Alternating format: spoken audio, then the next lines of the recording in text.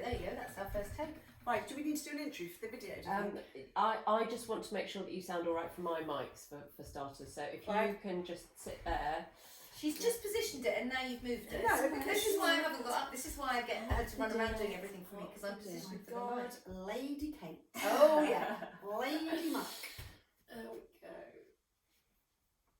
Ooh, Sorry. it's very intimate. it is very intimate. Very worried about my baked feta. What time to put the oven on? Right, get Oh, chatting. right, baked feta. Oh, Oh, I sounds wish I exciting. remembered my glasses. Yeah. It's a lot. It's a lot to What do you mean remember. it's a lot? Well, I had to remember to bring the iPad and the tripod. But you can't today. see without your glasses. No. How would you forget It's your alright if I glasses? do that. Do you want me to hold the script up No, here? I can hold it over here. Should I go and find a small child? I haven't got any small children.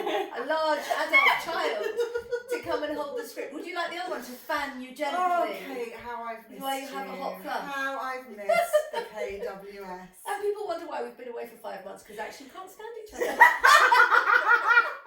So this is behind the scenes. Oh, there we go. This is the real The real thing. Great Where's the indoors. script? Do you remember to pull back from the mics when you laugh a little? Oh, Just this do is that. so Yes, practice. shrieker. Sake of my ears. Eardrums. The listeners' ears. The listeners love my laughing. They lap it up.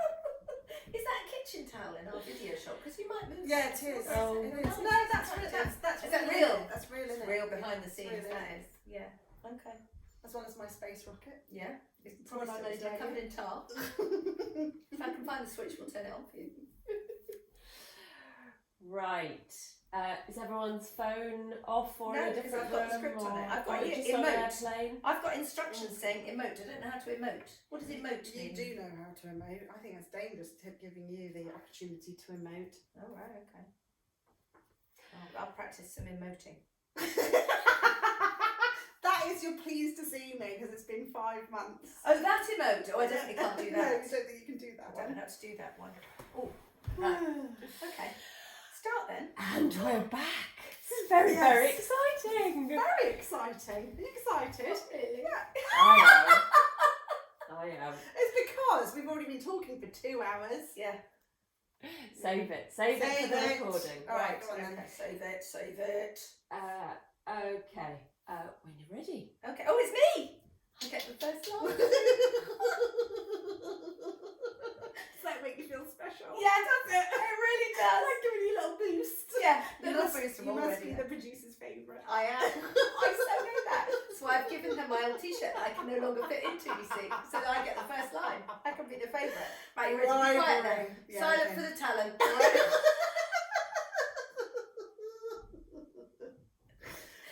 Oh, she's doing the snorting. That'd be the mushrooms. It started. Right, are we ready? Hello and welcome to the Great Indoors. The podcast which reveals everything you ever needed to know about interiors and explains how to make it all really work for you in your home. I'm Kate Watson-Smythe. And I'm Sophie Robinson, and we are back! Woohoo! Oh, how I've missed you all. Oh, I've got the instructions now. Emoting. I'm emoting. I'm very pleased to be back too. This is me emoting. It's been a long time. It's been like 5 months since I've I seen can't you. quite believe that, but yeah. I cannot quite believe. How have you been? I've been fine. I've been quite busy. You just left me in the lurch, vanished. I went Where AWOL. have you been? I went You AWOL. did go AWOL. Well, I suppose we need to fill everybody in because we never actually planned to have a break, did we? I mean, our last episode went out in April, and then we just kind of didn't. fell off the edge. We did. We fell off the edge, and so I suppose I need to apologise to our lovely listeners who've been sending us gorgeous messages, going eek, squeak, where have you gone? They've been getting slightly less gorgeous as the weeks go by. It started off as a very polite, any news when you're coming back? Where are you? Capital letters.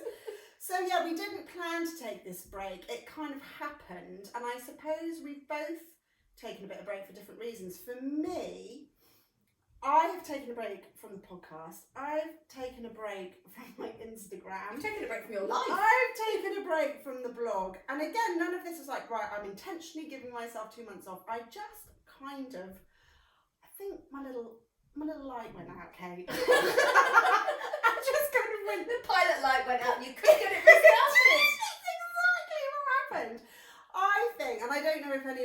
can relate to this, but it has been an absolutely crazy crackers couple of years. Oh, no one can relate to that, I'm sure. I'm sure you're giving people news Oh here. my god, yeah. And I suppose on one level, you know, I've been working really busy. The podcast has been doing really well. I've been filming TV shows. I've had my online interior design school, which has been thriving. So I've been really busy. But I think I just got quite burnt out, and I just want to be honest about that. I just couldn't do it anymore. And I was finding, oh God, you know when Reels started really kicking in at the beginning of the summer or whatever, and basically nobody looked at your post unless you did a Reel, and everyone's talking about Reels, and that was actually the tipping point for me with Instagram. Yeah, you just like, went, didn't I you? can't do this anymore. I don't want to look at Reels. Certainly don't want to produce any Reels. So I just took myself off, and I think that's okay. And I just want to let anybody else who's feeling overwhelmed, anyone else's little pilot lights flickering or puffing out, that it's all right, and give yourself a break. And I'm pleased to say I'm back. Well, I was also feeling sort of quite tired by it all, and like you, had been working really hard through the pandemic, and that sort of weird thing with writing the blog where there were no events and there was nothing happening, so it was always coming out of your head for the whole time. And then obviously the big headline news from this side is that we then just sold the house. So that took a while. That took a while. Can we just stop and breathe? That is big news. The madhouse is gone. No more. Well, There's Madhouse we too. need to let everybody know we're sitting in the madhouse. So when I found this news, I was like, we've got to bring the podcast back. You've got to invite me round. I've got to have one last lovely look at this beautiful home, bring the listeners back in, and kind of celebrate what an amazing home it's been to your family for sure, but also what amazing content it's given all of us. Well, it's you know, monumental. 3 books, isn't it? And a blog and all sorts. And a UK leading blog, and a leading Instagram account. But in terms of the break, I didn't think it would take so long to sell. I mean, we got the... Why, you fool? Who knew? Well, I mean, if we're going into that, we have sold it privately, which we weren't expecting to do. Why did you do that? Well, we had a loose plan that in 2 or 3 years, when the boys had both graduated and moved out, that we would probably downsize, and, you know, we've always dreamt of having a place in Italy. And that wasn't going to happen for a bit. It was just on the back burner. And then I got a text message one Saturday night from the architect who did our loft saying, oh, I understand you're moving to Italy. When are you going? My friends want to buy your house. Where did he get that information from? From the builder who works on all our builders' houses, and so the rumour mill. Went, I think, slightly into overdrive that we were leaving permanently. And so I was sort of sending text messages on a Saturday night going, well, you know, we can't go all the time, but yes, maybe in a couple of years. And they were like, well, no, if you go now, we'll buy the house. And we were like, oh, well, maybe we should. That was March, and it's taken till September, 6 months, right, to get it together. And that's partly because the banks take forever. I mean, we were porting an existing mortgage and reducing it, and on the phone, on the tick box, the bank went, yeah, no, that's straightforward. So we thought, fine, we're back to work. And about 3 weeks later, we thought, no, we must actually fill in this form. At which point the bank went, oh, it's much more complicated. No, you can't possibly just do it like this. And so we had to get a broker, and the broker said that at the moment banks are operating on a 5-day turnaround. So you ask a question and they go, absolutely great, we'll bring you the answer back in 5 days. And you go, okay, great. And then they give you the answer, but that inevitably leads to another question. And so you ask the next question, they go, great, see you in 5 days. Is this all being done virtually now, or do you actually speak to a human? Well, I think the broker was speaking to humans. Speaking to humans, and then they get back to you. So they can't give you the answer there and then? No, they have to go and they just register the question, and then they come back, and it just went on and on and on. And the private sale is interesting because I think in many ways that's the dream, isn't it? You know, let's cut out the estate agent. I mean, all that commission. I feel comfortable saying people hate estate agents because they hate them as much as they hate journalists, and obviously that's my background. So I'm I'm comfortable with that. But what you realise when you are doing a private sale is you do understand what the estate agent does for you in terms of the filter. So we were getting direct WhatsApp messages from our buyers with questions which were, going right into the... I'm just going to jump in. Yeah. Just slight. We can edit this down if it's too much. No, it's all great stuff. I think insight into a private sale is quite good. Yeah, I agree. I haven't fallen asleep yet anyway, and that's your barometer. Okay, good to know. Or even butted in. So Yeah, there you go. true. That's another There sign. you go. So If I we bored, were I'll getting just start WhatsApp talking to you. messages from our buyers. So we were getting WhatsApp messages from our buyers going right into the weeds of detail, and we did have paperwork that we didn't have because we hadn't planned to do it for 2 years, so we didn't have our ducks in a row and all this kind of thing. If you don't have an estate agent, you don't have anybody on your side to go, you don't need to worry about that, or that's a question too far, or this will come later so down the managing line. that relationship. So managing that relationship, Okay. and then the buyer's getting cross because they haven't got you haven't got the piece of paper they want, and you're like, do I really need that? Do I need a piece of paper to prove that I put a window in 12 years ago to guarantee that window? Is that necessary? Instead of which, you turn the house upside down, panicking and looking for the piece of paper that you've never heard of, and so that becomes quite difficult. And when we ended up talking to the estate agent of the house we're buying, I sort of went in there one afternoon and just lay on their sofa. They have sofas in estate agents now, it's very fancy. I just went in there and lay on the sofa and I can't do it anymore. And they were like, well, you don't need to get involved in that, and you don't need to do this. And so I just thought that was interesting from a perspective as you go through an estate agent and they tell you what their fee is, and you think, well, what are you actually doing for that fee? That's insane. And now now, having been through 6 months of the stress of it, I get it, a bit more as to what they do for just calming it all down.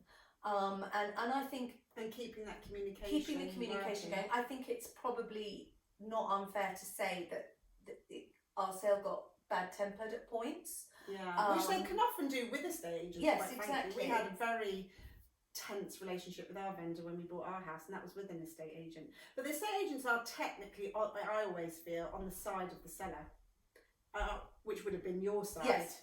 So and so we didn't have that, and so with the bank taking a long time, and then the buyers taking a long time, we had to take 2 quite chunky price drops, which again, what we've discovered is that we are not business people. We are very emotional, and I think that they are very business-like. And they were like, this is the price we want, and we're not negotiating, and this is it. And we were going, oh, anything to make it sort of nice and happy for you, and then just getting really upset and crying and finding it quite hard. Whereas I think having someone who knows what they're doing, who could say, no, that's not what you want to do, or this is what you want to do, would have made it. Take the emotion out. I mean, I was reduced, at points to just lying on my bed going, okay, I'm just going to manifest that this is all going to be fine, and I've got to start journaling and manifesting. Oh, I feel a bit more coming on. I don't think I'm very good at the manifesting. Okay, what's I'm not very good. I was just lying That's there going, desperate. That's desperate. If you've got to lying on your bed manifesting, it just went on for so long, and we never, I think right until the moment it happened, we never trusted that it would happen. And again, I think if you've got an estate agent, you can just say to them, this is never going to happen, is it? And they go, it's fine, we're on it, this is normal. We dealt with this last week, we've got someone doing exactly the same here. Whereas when you're doing it on your own, you think you're the only person. And we had so many conversations where we thought, it's never going to happen. So, Do you know, on the app side, there could be a new book in this. How to sell a house. Oh, wow. Good material. I have a plan. but the listen, point is, we're raising a glass today. It's literally just gone through, hasn't it, in the last few days? Yeah. So we're raising glass today that the house is sold and the new house is purchased. Well, we move in 10. Can you tell me a bit about the new house? Because obviously this is now opening up loads of mood boarding opportunities. Kate Watson smile. Well, mood boarding might be going a bit far. I've got a cardboard box on the kitchen table with some samples thrown into it, but that's about as far as we've got. So yes, the new house, so we are downsizing. Obviously the boys are now 19 and 21, so they're both, one's graduated and has moved back in. But tell me, how does that work? Are you still getting a house with rooms. Yes. They're not completely flown the nest yet, have they? No, they haven't. So we have bought a 4-bedroom house. Right, keeping the same amount. You've got 5 here, haven't We've you? got 5 here, although one is permanently done up as my office. Yeah. But we're moving, this is, I think, 2,300 square foot, can't do it in metres. And the one we're buying is 1,500 square metres. So it's 1,000. This is about 2,500 square foot, and we're buying one that's 1,500 square foot. So we're losing 1,000 square foot. So it's 4 bedrooms, but they're much smaller. So it's like over a third smaller. So Yeah. I'm just trying to do the maths. Yeah. Oh, So yeah, it's so it's well. I mean, this. I'm just trying to work. Is it still an Indian? Indian. Is it still a London terrace? That sort of Victorian. I don't know where Indian. I just don't know where that word came from. It's a London terrace, but this house is very tall and thin. Well, the one we're in now, the new one. The one we live in now is a tall, thin London how many townhouse. floors have you got? This is 2 floors. Here is three in a loft. Who's that? There's somebody just left the house. So actually, could you, just in case there's some sort of thuddling about upstairs, could you do a kind of, sorry, if anyone can hear the yes. boys are... So the noise, both the boys are home at the moment, so if there's any kind of crashing and banging, that'll be one of them or the other one. One of them came in at 4 o'clock this morning. He won't be up for a while. That'll not be the one that's making a noise. So the size. This house is ground first, second loft, the one we live in now. Yes. The new one is ground first, loft. Right. And so you're losing a floor. We're losing a floor, and we will not be extending the new one. And we won't be having an ensuite bathroom. I mean, hugely first world problem, but to give you a sense of how it's smaller, there's one downstairs shower room, and then there'll be a sort of family bathroom. And my younger son will probably have the loft. Yeah. For the time being, he's moved out to university, so it's probably just a place for his stuff as much as anything. Yes. My eldest son is home because he's doing a master's degree, so he will have a bedroom at the back of the house. And again, he's back in London. He went back to in Manchester, London. yeah, back in and London. He's back. So you still need to house everybody, but it's smaller. So the purpose of the downsize. Well, there were all sorts of reasons. I mean, we've, as I say, long had this dream of having somewhere in Italy, and in order to finance that, we would have to sell this and buy somewhere smaller. But the whole issue of downsizing, I think, is interesting because we really noticed it when my elder one went to university. You know, the house felt empty, we were all really sad, and it's something people don't, or I didn't feel people talked about. I mean, obviously he went in 2019, just before the pandemic, but you know, Instagram is full of people with their small children going to primary school for the first day, and they're bereft because their child's left the house for 6 hours, and it's such a big step. And you think, nobody talks about what it's like when your child leaves the house for 6 weeks, when you've seen them every single day for 18 years, and then they go for 6 weeks, you know, and we both found that quite devastating. And what I didn't want, this is a big house, and I don't, you know, there's a real issue at the moment. I think the over 65s own 47% of the housing stock in the UK. Whoa, that's mental. A stat. So I didn't want to be in that kind of rattling around in a big house and walking past empty bedrooms, feeling sad that my children weren't there. I didn't want to be getting older and sort of living for when they might choose to come home for the weekend. You know, that's just not how I want to be. I wanted to have somewhere which is home for them, but let's all have a fresh start. Let's all have a new bedroom. You know, you can have a new bedroom for when you come home from university, and so I can have a new bedroom it's kind too. of like a new chapter. It's turning the page, isn't it? Yes, rather than being left in that space and feeling the loss. And you felt that, and you feel that in this house now they've moved on. You feel a sense of loss. Well, I mean, we use all the space, and this is home, and it's going to take a while before the new place is home. But you know, one will be gone in a couple of years when he's finished his master's. The other one will be gone in a couple of years when he's finished his degree. And they absolutely, you know, will have their own lives. And I hope they will come back for the weekend. You might just get rid of them. Yeah, maybe not. But I just don't want to be sitting there going, you know, every time we lay the table, there used to be 4 of us around this table. See, it's interesting, isn't it? Because I think some people hold on to their family homes because they attach the memories. Yeah. I know my mum really felt a massive wrench when my parents sold our family home, and I'd flown the nest years before because she had attached a lot of memories to the house. Even though she went through, when I went to university, it was a really challenging time for my mum. I remember it well. And you're right, it is something that isn't talked about very much. But I think it's interesting that you're kind of spinning it, and what I'm finding quite exciting, which is going to be really exciting for all of us as well, listeners of the podcast and your followers on Instagram, is it's going to open up a whole new load of decorating content. Needs a lot of work. But just to finish off that point about memories, I think it's interesting because yes, you have memories in a house, but also, I do think you take those memories with you. Yes. Particularly, the sofa. Yes, I will remember my kids sitting on the sofa, but doesn't mean that it has to be the sofa in that room. I think you do take your memories, and so I didn't want to. I said the other day, quite eloquent, I thought. I said I don't want to be walking past the sort of shimmering memories of childhood past every time I walk past a room. I think that will make me sad. I want to take my memories in a virtual box and take them with me to the new house and see them in the furniture, the photographs, the pictures on the wall. But I don't want to be walking past empty rooms and having memories which are immediately overlaid by a sense of loss because that person isn't in that room. I think you touch on something so beautiful on how our homes are just completely imbued with all these emotions about the past and the future in our lives. It's so intertwined, and house moving can be hugely stressful, as you've already touched on. But your next chapter in this is probably going to be quite emotional when that van does turn up. I wouldn't be surprised if you get another wave of complicated feelings around it. Which is why let's bob along. Yes, we have bob along to the swatch plans. box, which I've already seen on the kitchen The table. swatch box. So let me just fill listeners in to what I'm seeing in the swatch box. You've got some lovely textures going on in there.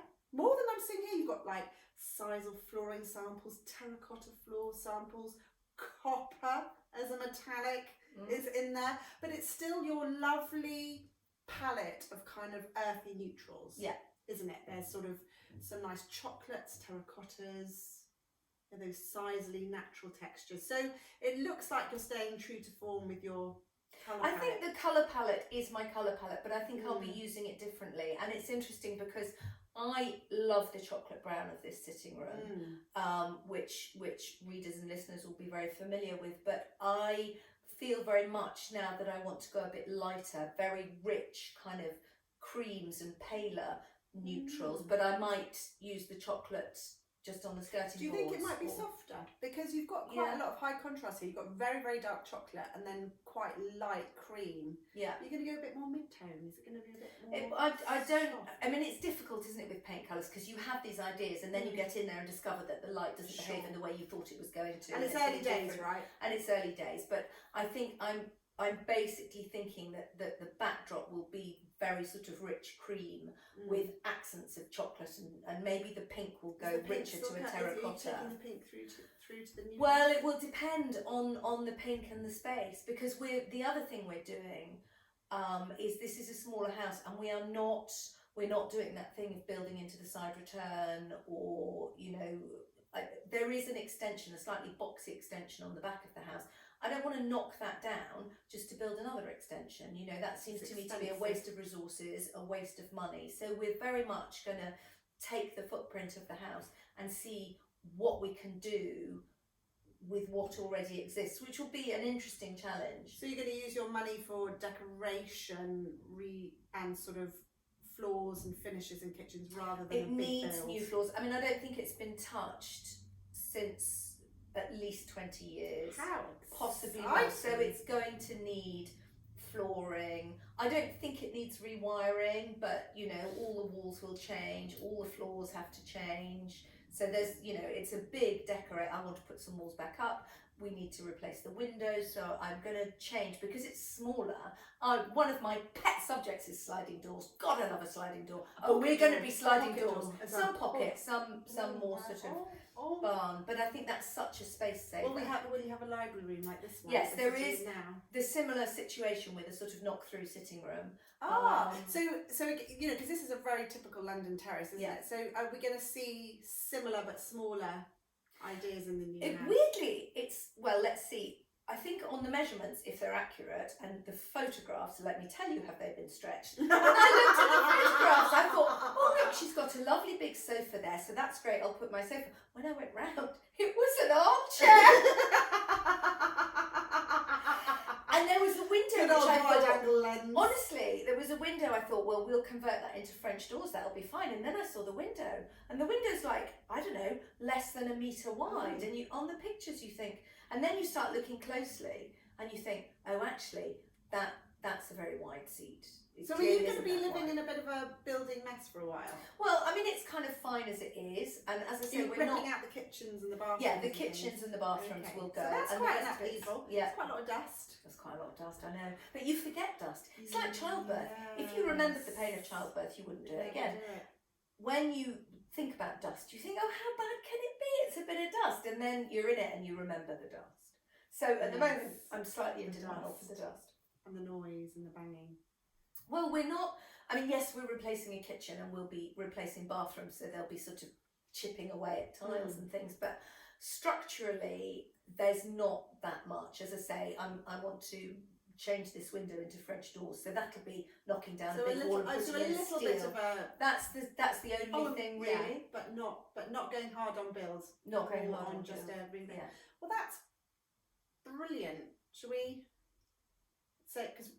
Well, this is all sounding so tantalising, and I cannot wait. We're going to be glued to your Instagram and the blog as this all unveils. I think it's really exciting, Kate. You've got a whole new project to work on. Quite jealous, actually. I'm just going to put it out there. But you were, where are you? You were going to do your kitchen, and then there was a whole thing with Tom. He didn't want the kitchen here, and then he didn't want it there, and you were going to move it all around. Just before the pandemic, was it just before or during? It might have been during, actually. We got planning permission to put a kitchen extension on the south-facing end of our house. So we have quite a small north-facing kitchen. It's quite dark, overlooking where we park the cars. And the money shot is in the south-facing end of our house, which overlooks the paddock and the pond and the willow tree. It's a different world, and it's lovely, but we are always in our kitchen. Yeah.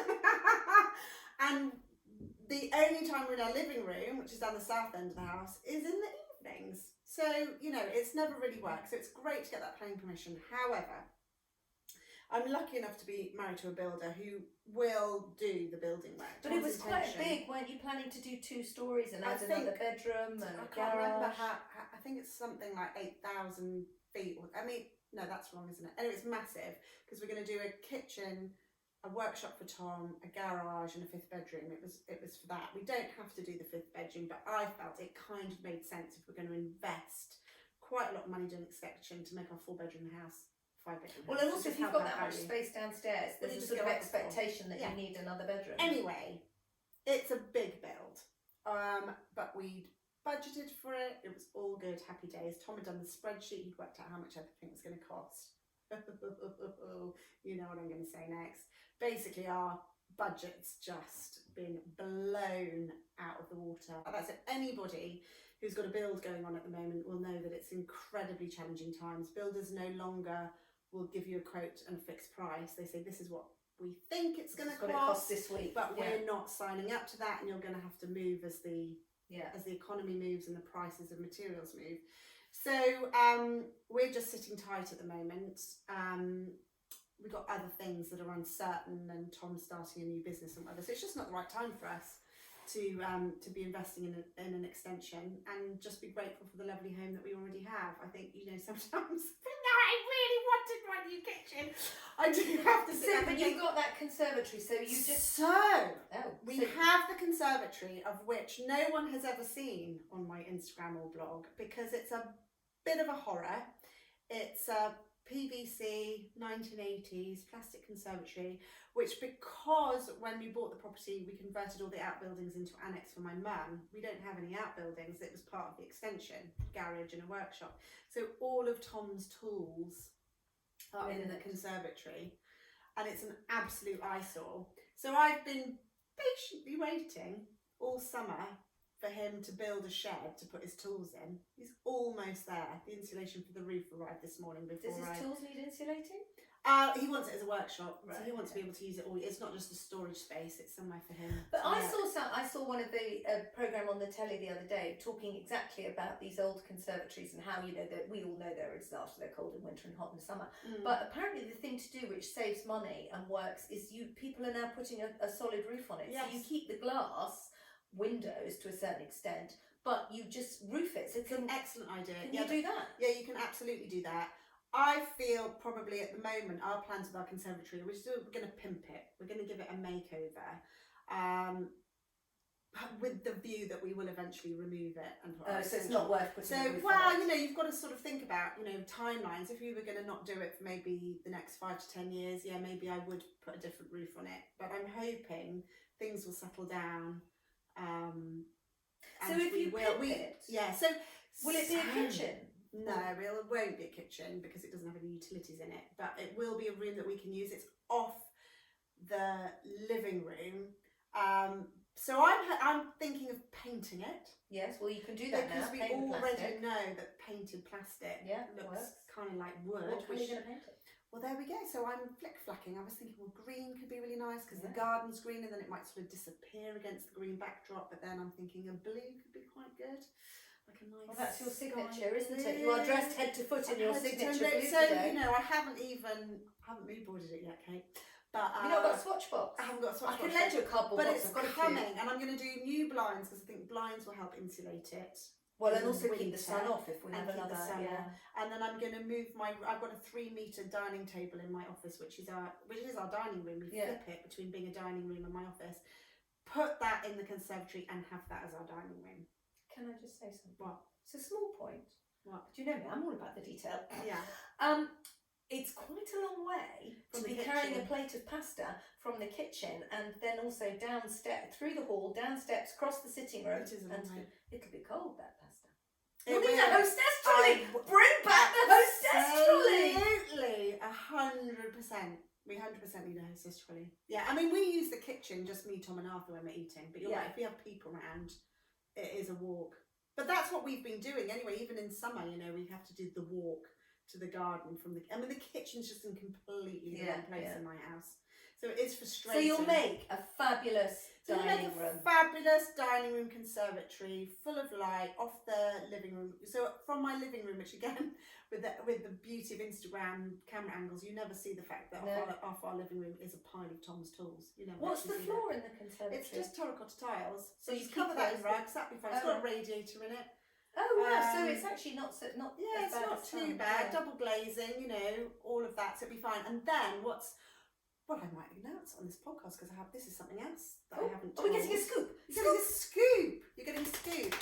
I have been invited by Harlequin Fabrics to design my own range of wallpapers and fabrics. You can't wallpaper a conservatory. No, but you can put fabric in it. Can you imagine? Can you imagine? So I'm thinking, even in the roof, I can have pattern tinted roof. Oh wow!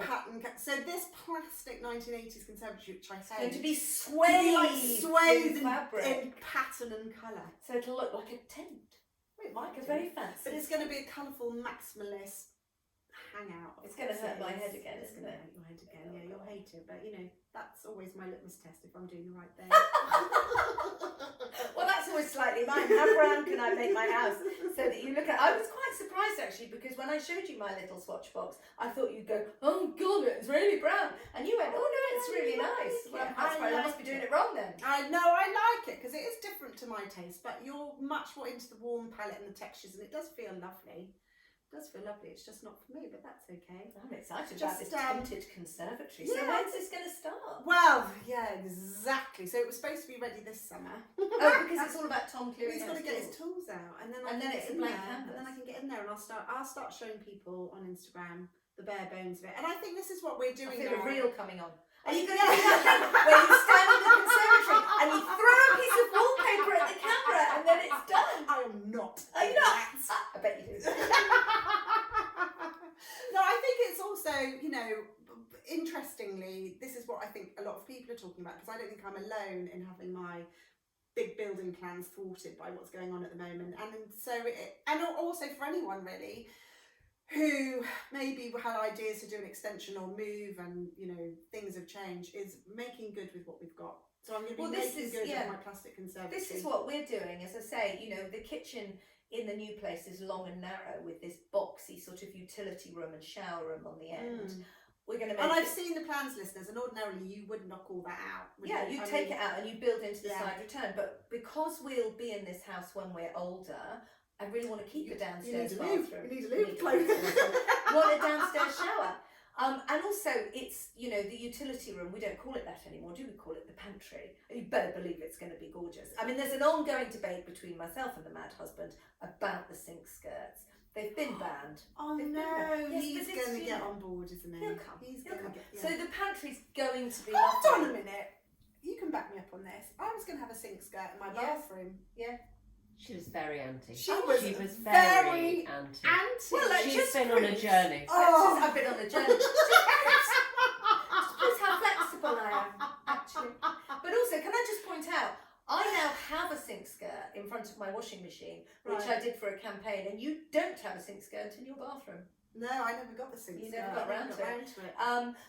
But so we will have this side return, but potentially clever idea. Let's see.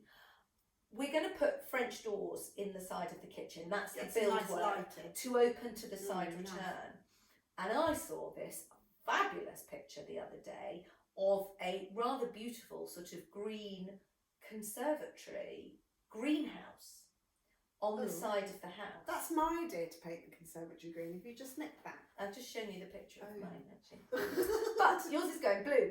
But the point being, you can put a greenhouse in a side return, and it's classed as a temporary structure, so you don't need planning permission. They bring it along and they assemble, and I've just had one quoted for 4 foot by 10 foot, and 4 foot is probably about the width of our side return, and it's £6,500, which is quite a lot cheaper than £100 grand build and side return. And if we have French doors going into it, we can have plants, we can have a little table. I'm thinking morning coffee. I might grow some tomatoes. So I'm quite excited.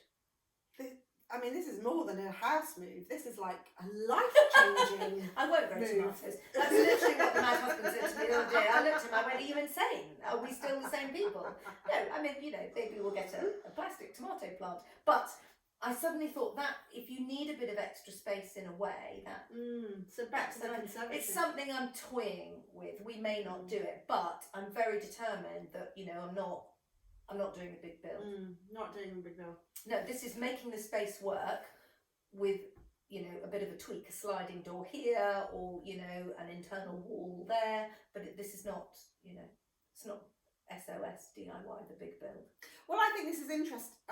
Can we just pause a minute? I'm just thinking we need to segue out of this now. Yeah. Also, do I need to put the oven on? Should I put the oven on? Have we got much more to say? Yes. Oh, we have got much more to say. How long does the oven take? 10 minutes to heat? 5 minutes to heat? No, we're not 5 minutes, very Kate. Okay. Wait until when we do the script at the end, you put the oven on, because that'll be 5 minutes. So while we've been taking a little break, I tell you what, over on the Great Indoors Facebook group, woohoo! It's all been going on. Has it been kicking off? No, it's just been like loads of brilliant chatter. So maybe listeners don't realise that I manage that page. Manage in tiny letters. And I never do Facebook. And you don't even look at it. But that's fine. It's a place, basically we set up the Facebook page so people can carry on the conversation. Who's that then? That's more ruffling. That's another one. Oh, is that the one? Is that the 4 o'clocker just woken up? Oh, yeah. Are you coming back, or are you going back to college? He doesn't have his earpods in. Oh, we'll have his earpods. Drives me insane. You can't ever speak to them. Is that the 21-year-old or the 19-year-old? No, that's the 19-year-old. Well, we'll have to ask him in a minute. So, yeah. Okay. So the Facebook group. Maybe we shouldn't say I never do it. I did. Okay. I made a mental note that I well did done, that. sorry. So it's been busy on the Facebook group. So you don't even look at Facebook, but I manage it with a little M, mainly because we just wanted a place for listeners of the show to go and continue the conversation. And it's brilliant over there, Kate. Actually, I recommend Do you know, I've got the app on my phone now. Maybe I'll have to open it. You might have to open it because honestly, it's brilliant. Everyone's sharing their reveals but on there. But I did open it, and all it said was follow this quilting group about 15 times, and I don't know why it says that. I've never done quilting. I've never met a quilter, and then I didn't know how to make the quilting people go away. I'm sure quilting people are lovely, but it wasn't my first on my list. Yeah, so I need to discover how to use it. The algorithm's gone. There's a quilter. If ever I met a quilter, there's one. Let's give her all the quilting recommendations. So just trying to sort of fight my way through a raft of quilters, and then I will emerge on the podcast. Oh, well, actually, on that note, we have had our own little drama within the group this summer. And considering I was having a bit of time off, I kind of didn't really notice it was happening. But unfortunately, the group was getting completely spammed by religious post-spamming. It was quite mental. So I don't really understand why this happens, but for whatever reason, somebody will decide to follow the group and then just post loads of stuff about God on it, which has got no relevance, obviously, to the people who are following the Great Indoors, but it was really bothering people because it's not what they're there for. Anyway, so that was a little mini drama that I suddenly got loads of DMs going, hello! The Facebook group's been taken over by, anyway, whatever. Not by the quilters, which might have been slightly more relevant. More relevant. Anyway, that aside, apologies to everybody for the inappropriate spamming, but we've sorted that out. But no, it's lovely. People share their reveals on there. They're always asking questions about what do you think of this, or where can I get that, or where's the best place. Loads of floor plans, Kate. I mean, knock yourself out. Love a floor People plan. on the Great Indoors podcast Facebook group love it. All right, I'm coming in. Love a floor plan. Once I've found a way to bypass the quilters, I'm coming in. So I put a little post up there a couple of weeks ago, just letting everybody know that we were coming back and what would people like us to talk about. So I thought this was really interesting because essentially we're here for you listeners. Even though this particular episode has been quite self-indulgent, about hasn't it? Next time, we it's all right. promise this forthcoming podcast will be about you, not about us. Actually, we can't promise that at all, can we? No, what can I say? So yeah, it was interesting. Design crimes. Lots of people asking for those to come back. Remember them? Well, actually, I did a blog post on the new house, and I had a couple of comments saying, "Oh, it's lovely going through looking at all the design crimes in the house." As your new house, so I'll have to go around. Silver grey renter's carpet, and a bit of typography. Yeah. So that's something to think about. And then one particular question from somebody on Facebook kind of went a bit viral and created this huge thread, which I thought was quite fascinating. I thought I'd love to get your thoughts on it. And I entered the script because I wrote who posted it. Suzanne Affinity. So it was Suzanne Affinity posted. Actually, I should read it out, shouldn't I? Yeah. Hold on. Here we go. Without the specs on. Oh, turn off your airplane mode. Here we go. Plinky plonky music. That's the Archers, isn't it? That's not our Plinky Plonky. Facebook page now. I think the Plinky Plonky music's just faded away now. I think it's white noise. My groups. Actually, I could just look at the group. It's quite far down. In your own time. Shall I put the oven on? No, because it's ready in 5 minutes. No, it's not. The oven will be hot in 5 minutes. It takes 20 minutes to cook. Oh, right, yeah, go and put the oven on. I'm getting closer because I recognise these posts now. Oh, here we go. I've got it. Right, oven's on. I'll put it in 5 minutes. Oven's on. Right, okay. Just check the temperature. I'll put it on at 180. I cook everything at 180, is that right? Yeah, I cook everything at 180. Apart from chips. Oh, 200. Oh, 180 fan. Okay, good. So we got this message from Suzanne Affinity on the thread. She goes, really looking forward to hearing your voices and laughter again. I love design crimes. There are so many to discuss. As a foreign person living in England, I find certain elements of interiors interesting and puzzling. For example, plastic bowls in kitchen sinks. And then she goes on to mention some other things in her thread. However, what I love there is this just resulted in loads and loads of replies. I actually replied to her and said, I love this, but what is the issue with bowls and sinks? I'm intrigued. And she says, well, I just think they're a bit unnecessary. Why can't people just fill the actual sink? I'm completely puzzled by it. Is there a reason for them that I'm not aware of? I like the neatness of an empty kitchen sink, she says, especially an undermounted ceramic one. Now, do you have a kitchen bowl in your sink? I've got a dishwasher. I've got a dishwasher and I have a bowl in my sink. I don't have a bowl in my sink. You don't have a bowl in your sink? But interestingly, I mean, Susanna Finity, she said, to quote her, she was a foreign person living in the UK. Yes. The most desirable washing up bowl I ever saw was by Norman Copenhagen, which is a Danish firm of designers.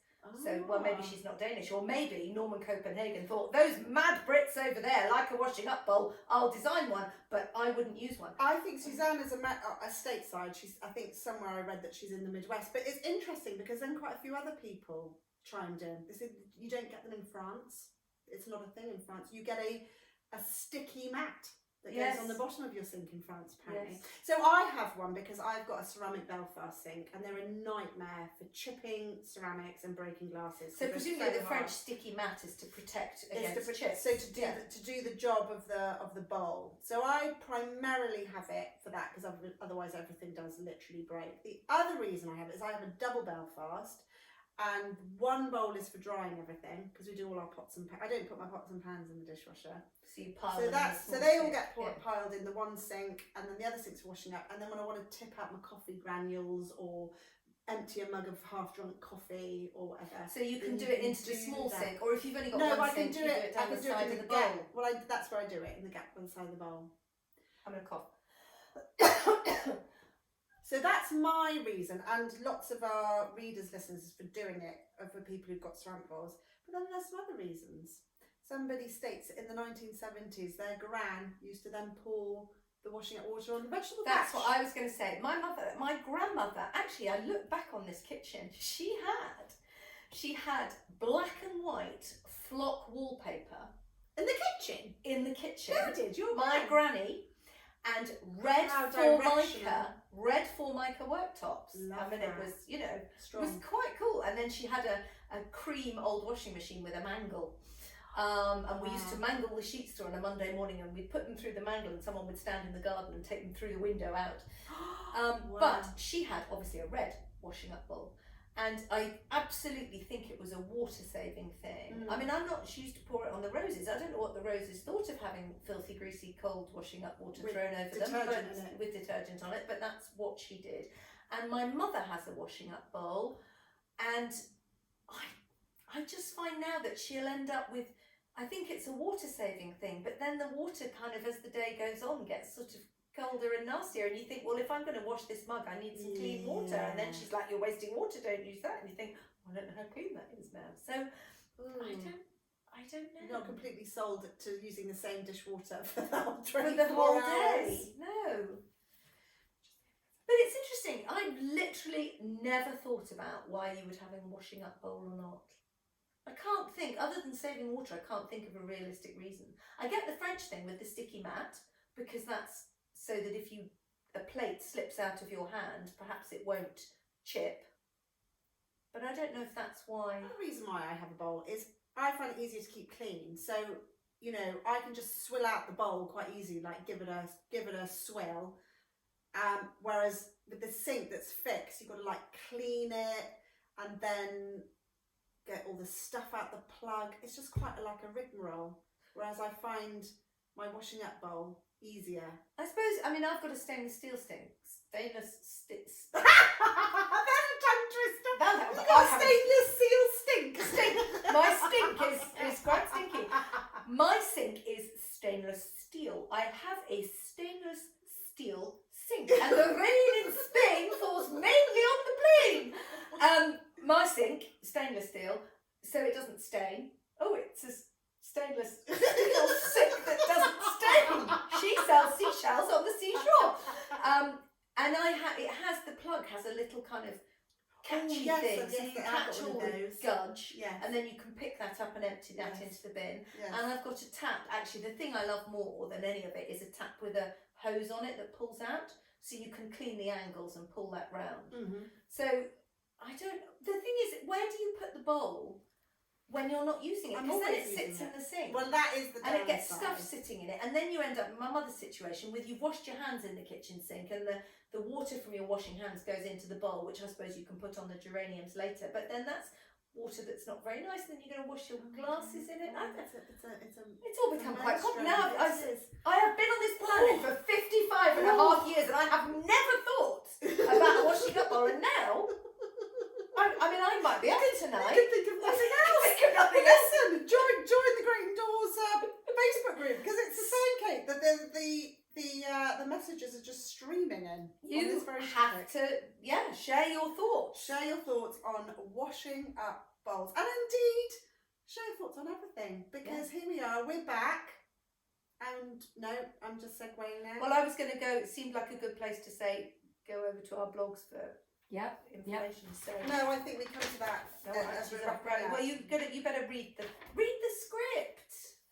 Well, what else do you what else do you want to cover? Oh Sophie? yeah, no, you're good. So it's quite clear from the conversations that you've reported on the Facebook group that you want to hear about everything from designing interiors to suit the changing climate to how to make your house more efficient in the cost of living crisis. I mean, the two are actually quite linked.